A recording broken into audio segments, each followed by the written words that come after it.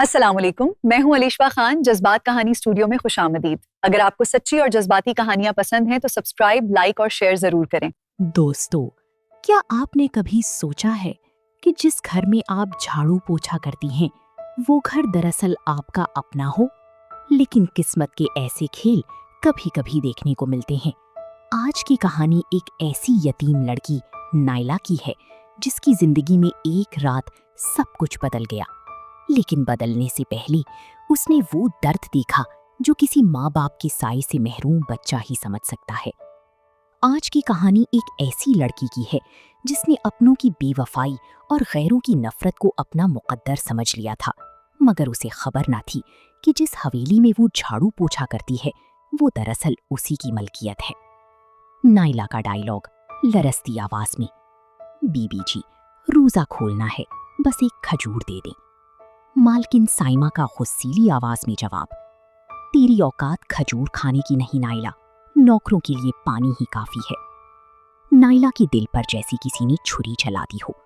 उसने वजू किया और अल्लाह के हुजूर हाथ फैला दिए कि या अल्लाह, मुझे भी रिस्क और इज्जत दे दे ताकि कोई मुझे हकीर ना समझे। नाइला की दुआ जैसी उसी वक्त कबूल हुई। दरवाजे पर दस्तक हुई। एक अजनबी ने उसे एक लिफाफा थमाया जिसमें पैसे और एक खत था। खत पर लिखा था, ये अल्लाह की तरफ से है, किसी का एहसान नहीं। मगर खुशी ज्यादा देर ना ठहरी। अगले ही दिन हवेली में हंगामा हो गया। साइमा की कीमती अंगूठी गायब थी। साइमा चीखती हुई, नाइला, चोर कभी मानती नहीं, सच बता कहाँ छुपाई है अंगूठी। नाइला रोती हुई, बीबी जी, मैंने कुछ नहीं लिया, मैं चोर नहीं हूं। नाइला को हवेली से जलील करके निकाल दिया गया। वो बाजार की गलियों में भटक रही थी कि अचानक उसकी नजर एक पुरानी वीरान हवेली पर पड़ी। वही हवेली जो उसे अक्सर ख्वाबों में नजर आती थी।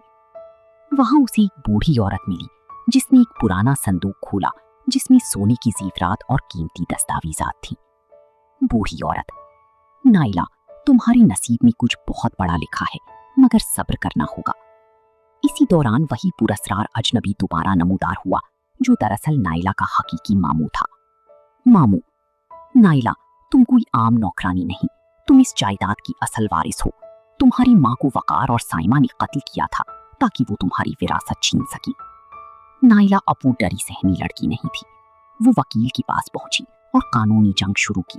नाइला अदालत में मजबूत लहजे में, जज साहब, ये दस्तावेजात सबूत हैं कि मैं ही इस खानदान की वारिस हूं और ये लोग कातिल हैं।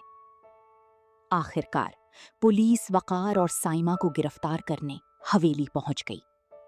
साइमा चीखते हुए, नाइला, हमें माफ कर दो। नाइला संजीदगी से, इज्जत दौलत से नहीं, किरदार से बनती है। मैं तुमसे बेहतर साबित होंगी क्योंकि मेरा बदला तुम्हें माफ करना नहीं बल्कि तुम्हें तुम्हारे आमाल के हवाले करना है। नाइला अपनी असल शनाख्त के साथ हवेली की मालकिन बनकर वापस लौटी, जहां अब किसी के साथ नाइंसाफी नहीं होती थी। दोस्तों, नाइला ने जालिमों को माफ नहीं किया, लेकिन बदला भी जुल्म की तरह नहीं लिया। उसने उन्हें उनके आमाल के हवाले कर दिया। अब बताएं, अगर आप नाइला की जगह होते तो क्या आप वकार और साइमा को माफ कर देती? अपनी राय नीचे कमेंट्स में जरूर बताइए। दोस्तों, कहानी पसंद आई तो सब्सक्राइब जरूर करें, लाइक और शेयर करना मत भूलें।